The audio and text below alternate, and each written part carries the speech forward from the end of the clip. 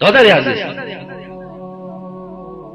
یا صدا میزند گوشهات در حالت کرین اندازی گویا نشنیدی؟ همون صدای همون همچنان است که الله تو را امر دارد.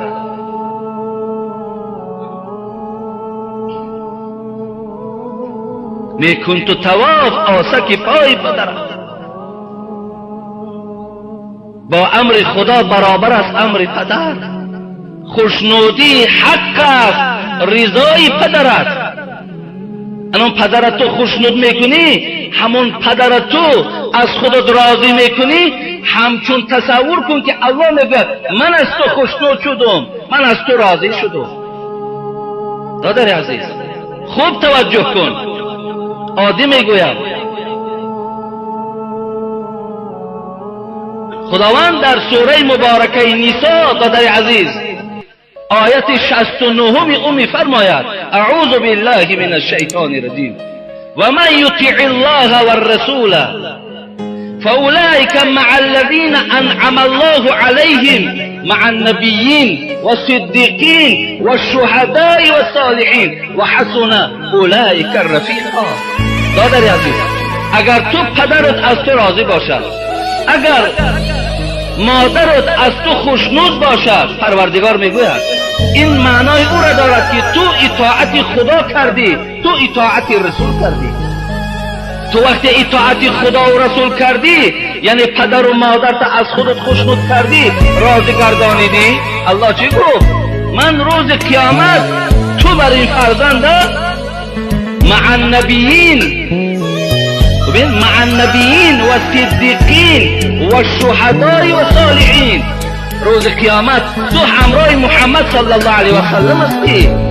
خداوند وعده دارد تو همراه محمد، همراه ابراهیم، همراه اسحاق، همراه موسی، همراه زکریا، چند عدد پیغمبر دارم، در حلقه اونها تو را جای میکنم. وقتی تو اگر پدر و مادرت احترام کنی، خدا میگه حلقه پیغمبرها را میپرتامد، حلقه شهدا، اون شهیدهایی که در راه خدا کشته شدند، حلقه راستگوی ها که در دنیا یک بار دروغ نگفتند، حلقه آدمای صالحی که یک وجب راهی نادرست قدم نزدن. خدا میگه این 4 حلقه دا من تو را برده جای میکنم. وقتی تو اگر احترامی پدر و مادر تا به جای بیاری، میفهمیم؟ تاجیکی میگویم، عادی میگویم، ساده میگویم، به خاطر که امروز در خانه برادر عزیز چند سوال هایی که میکشاییم همه نارضایی پدر و مادر از فرزند است. چه سخنهایی در اونجا هست. بعضی هاش حتی بیان کردن که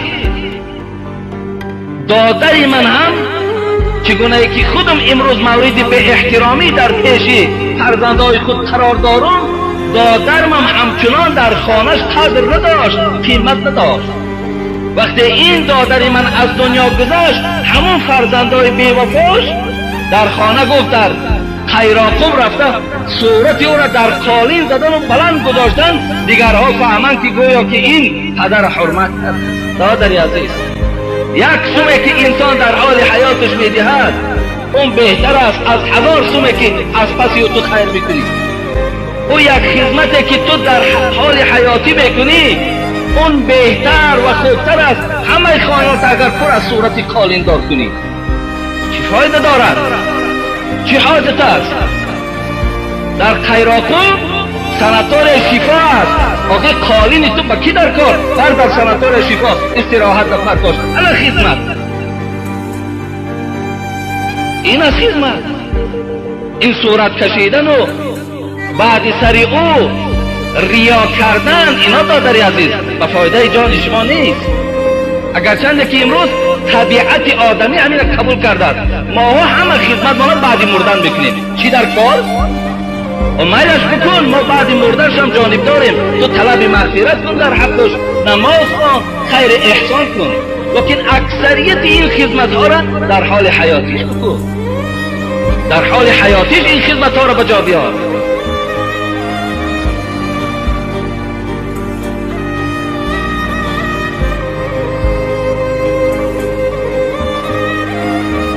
رسول اکرم صلی الله علیه و سلم صعد علی المنبر و قال آمین آمین آمین. بالای منبر برآمدند، چگونه منبرهایی که ما میبراییم، و 3 بار حبیب خدا آمین گفته برآمدند، 3 بار.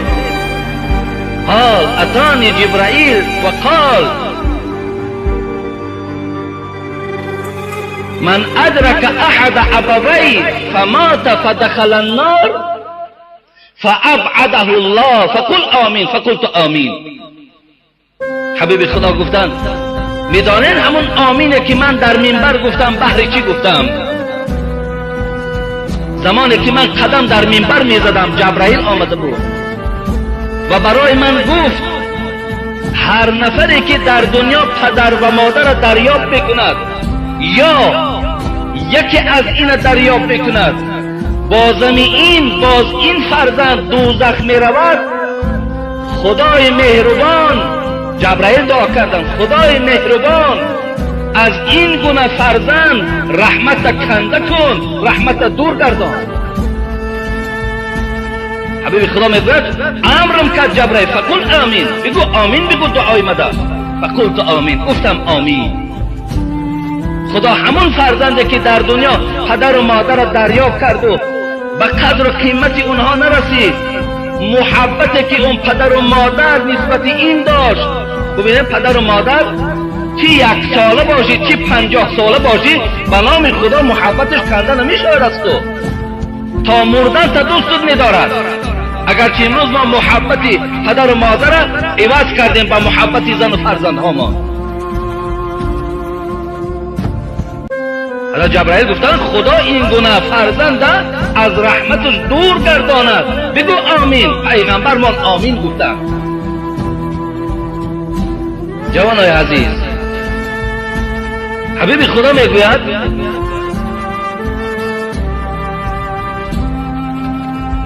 من بر والدی طوبی له زاد الله فی عمری.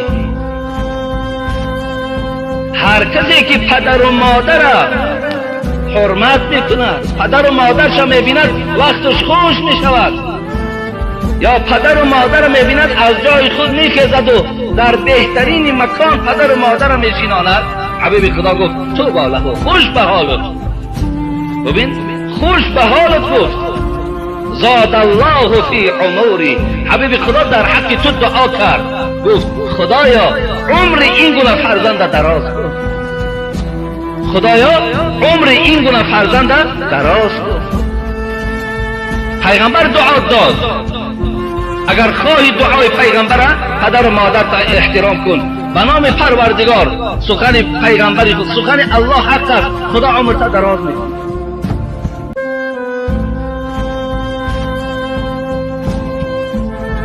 بایزید بسطامی رحمت الله علیه، نام ایشان انسان باید پای به طهارت گیرد. چه تاریخی در حیات خودش گذرانیدند. من با باوری کامل میگویم که مثل بایزید خدمتی که بایزید کردن. الحال من قصهش گویم و بعد به جوانای امروزه خدمت بایزید بر جوانهای امروزه که مسلمانهای ما مقایسه کنیم. که بود مادرم در بستر خواب، دلش بیدار نام ذکر وحاب، و بالای سر آن نائیم، به دستم کوزه پر آب قائم. مبادا که به وهمی که مبادا آب گوید، مرا در دادن آبش بجوید. تمام شب بکردم انتظارش، 2 دستم خسته شد دل بیقرارش. و وقتی صبح گشت از خواب بیدار، که بودی تشنه لب آن آب تیار. بنوشید آب و گفت ای نیک فرزند، نیاسایی چرا تو ای جگربند؟ شبی تار و دراز و کوزه بر دست، چرا ننشسته ای شیدای سرمست؟ که از ترسی همان که آب گویی، شوم غافل مرا هر سو بجویی. ز تأخیرت ملال آید به خاطر، ز آزارت به جانم میرسد تیر. از آن دلیابی مادر سحرگاه، گشاده شد دری اسرار الله. میسر شد مراد دل به حالت، شدم مستغرق فیضان رحمت. حضرت بایزید میگوید شب مادرم آب گفت، بچم آب بیار. کوزه در آب آوردم، مادرم که افگار بود و پیرانسال بود، تا رسیدم که مادرم خواب بود است. مادرم که تشنه بود خواهش آب داشت، از نرد سر او من بیرون نشدم. با دستهای خودم هم داشتم و در جام حتی ننشستم. دادر عزیز، معامله بایزید با مادر، بایزیدم بنده خدا بود. همین رنگ شما کله داشت، چشم داشت، پا داشت، از جنس شما بود. او ملائکه نبود. بالای سر مادر ایستادم، منتظر شدم. ببین چی مقدار منتظر شد. اگه تصور کنین اگر ساعت 10 شب خواب کرده باشه، اگر 5 او زنهای مسلمان بودن، 5 اگر بیدار شده باشد، 7 ساعت بایزید در دست کوزه و در بالای سر مادر راست ایستاده است. و وقتی صبح گشت از خواب و بیدار، همون خواب غلطیدگی بامداد حضرت صبح دمیدن میگه که بیدار. زمان بود آب دراز کردم، آب خوردم. مادر که غمخواره، مادر که دلسوزه، مادر که گویم که خیلی و خیلی نسبت فرزند اینقدر دلسوزی دارد که دیگر وی حد و کنار ندارد.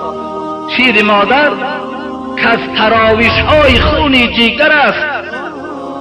دادر عزیز، شیر مادر که از تراویش های خونی جیگر است.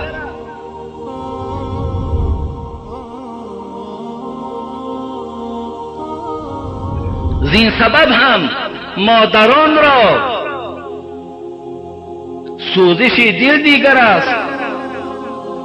آهن و پولاد می سوزد زی سوز مادری، که دل سوزان او چون کره آهنگر است. بسیار دل سوز است. فرزندش که راستا دید و چی گفت؟ شبی تار و دراز و کوزه بردست، چرا ننشسته ای شیدای سرمست؟ آی شبی دراز ننشستی، بالای سر مادر دراز استادی؟ حضرت بیان کردم ز ترس آن مبادا آب گویی، شوم غافل مرا هر سو بجویی. ترسیدم که یکی آب گویی و من نباشم، یکی آب گویی و من نشنوم. ز تأخیرت ملال آید به خاطر، ز تأخیرم ملال آید به خاطر، ز آزارت به جانم میرسد تیر.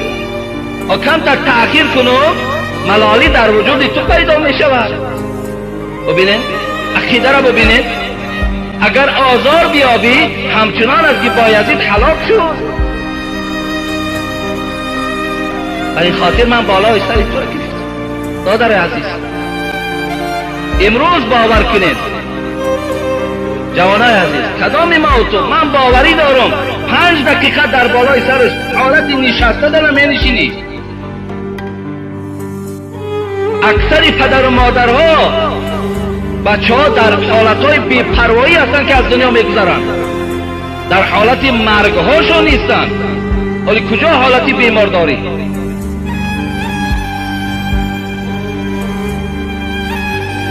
انا جوان مرد، بایزید از جوان مرد میگوید ای چرخ بس لیل و نهار آوردی. ابو سعید ابوالخیر میگفت ای چرخ بس لیل و نهار آوردی، گاه فصل بهار و گاه خزان آوردی. مردان جهان را همه بردی به زمین، نامردان را بر روی کار آوردی. اما نامرد شده، آی مردهای خدا را همه را زیر زمین بردی. امروز این بنده هایی که میبینی که 7-8 آیت قرآن برای سفارش اطاعت پدر و مادر است پروا ندارن. آخه تو نامرد نیستی؟